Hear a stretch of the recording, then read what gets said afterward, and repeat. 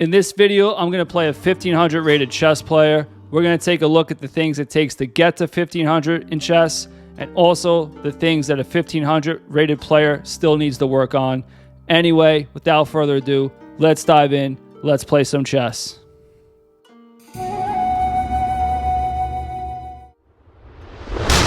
Okay, so this game starts off pretty typical. E4, E5. Most players would be happy to see this because this is typical opening chess for most ratings. Okay, I play bishop c4. That's called the Italian game. And my opponent obliges and plays bishop c5. So he's mirroring my offensive moves, which is the book way of handling this opening. So I play knight c3. He plays d6, d3. This is all just the opening. And he pins my knight. So now this is where we can start breaking down this game, because this is where people go astray, most chess players. Now, they get freaked out about the knight being pinned. I go over similar positions in other videos, but basically what we want to do is not panic. You definitely don't want to panic in chess. It's one of the worst things you can do in chess. So basically, if he's pinning my knight, that's fine. I just don't want my opponent to pile up on the knight. So where can my opponent pile up? He could pile up using this square. So I don't want him to do that, right? If he ever tried to pile up with the queen, let's say I made like a random move, which is not ideal, and he piled up with the queen, I could play knight d5, attacking the queen, so he doesn't have time to really pile up. The move I'm concerned about is knight d4. So that's why I play bishop e3. Notice how I handle the threat and I develop at the same time. So I'm handling threats, but I'm developing, improving my position at the same time. I'm always trying to improve my position at every chance I get. Okay, so my opponent takes, which is not a great move because now this pawn guards this square forever or for a really long time, and also this square. So it guards the center. If I ever want to alleviate these double pawns, if you want to even call them that, technically they are, I can easily unravel them. And also, I have an open F-file for my rook now. If I slide it over, or if I castle kingside, or whatever I do, I have an open file for my rook, so that's very good. My opponent brings out his knight. He develops. So the good things the 1500 rated player does, he develops. So that's good. Let's give him a round of applause for that. Okay. But anyway, so here I play a3. Now, the reason why I play a3 is it's a prophylactic move. The reason is because of my bishop and his knight, that dynamic between the two, actually. Now, the reason is if I didn't and played a random move, he would actually trap my bishop. Now, he's not winning the bishop outright, but he's trading the knight for bishop. I don't want to do that, especially in this opening. I want to keep that bishop. That bishop's going to be instrumental for my attack. So, for that reason, I played a3. Now, if he comes here with the knight, I have a home on a2 to hide where he can't get me. So it's a very important move. Okay, he played a5. It's okay. Doesn't hurt his position, but I would like to see more development, something like queen d7, something like that. So I play queen d2. So some of you might be saying, oh, wait, well, he can double your pawns. Well, that's fine. I also go over this in other videos. If he doubles my pawns, that's fine. My king can still go queenside, and I have a nice home on the queen side. So if he doubles my pawns, I'm castling queenside. So I'm just want to get out of the pin. That's my only concern. Now he castles kingside, and here's where he makes his first mistake. I play a3. Now, he took here. That's a mistake. It's not really a mistake in a sense, because if you put it in the computer's like, yeah, that's fine, that's good. But the computer can also see 70 moves ahead and 70 trillion different variations and calculate. But the reason why that's not good is because it gives me an open G file to his king. So in all practical senses, this is a really hard position for him to play already. I have an open lane of attack. He doesn't. I'm going to go queenside, and I'm going to have an easier game to play, and I'm going to be attacking him. Now, if he comes backwards, I would follow him and then castle queenside. Again, when kings are on opposite sides of the board from each other, we rush the pawns at each other, and now my pawns have a head start on his pawns, so I would have an advantage here. So that wouldn't be great. So actually his best move after h3 is to bring the bishop back to e6, just simply face off with my bishop. And if I take, that's completely fine. We get the same, we have like a symmetrical pawn structure. He has an open lane for his rook now. Totally fine. But my opponent took after h3, I took back, and now he played knight h5. Now, why do you think he played knight h5? Well, I have a good theory. So he played knight h5 because he wants to come here with his queen. So you have to see that, because if you don't see stuff like that, chess is going to be really frustrating for you, because you might be saying, oh, well, he's going to put his knight there, so I'm going to put my rook here, stop the knight from coming there and take over the file. And then he hits you with this move and you're like, oh no, that's annoying. You're not losing by any means. You're totally fine. It's just annoying. You can't castle your king, and it's kind of clumsy position to play. So I realized that this was a clearance move for the queen, and also he wants to get the knight involved eventually at some point. But the move to play now is to castle. So I do want my rook, one of my rooks on the open G file, but the move order is very important in chess. I castle queenside. Now this move does not do anything, doesn't pack a punch at all. Okay, so he wisely gets his king off the G file. So notice how the 1500 has been around the block a few times. He's lost many games of chess, not nearly as many as me. I could assure you, I've lost more games than any of you, I can promise you. And that's why you have a higher rating, because you play more games, you lose more games, you get more experience, then you start winning games. So he's lost many games like this, so he gets his king off the G file. I attack the G file, or put my rook on the open G file, and I leave this rook here just to, in case my pawn pushes up the H file, I have double rooks. I have double the firepower. So that was my decision, to move this rook to G1 instead of this rook, which is fine. He moves his knight backwards. Not a bad move, but okay. And now I play F4.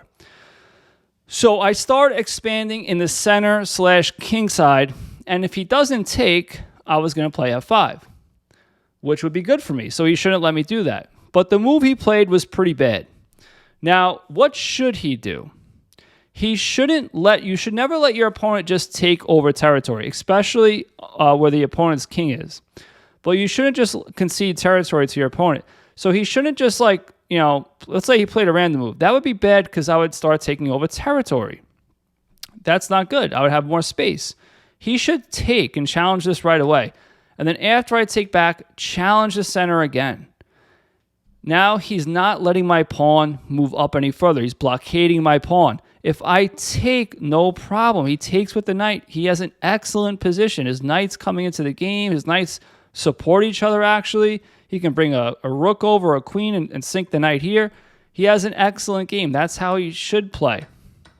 However, not only did he let me play F5, he decided to give me F5 with tempo by playing knight to G6. So now not only does that not stop me from playing F5, but it gives me a tempo. Now, again, this isn't like losing, but now it is losing. So after this move, knight H4, completely losing. So he should have, after this, said, okay, I made a mistake.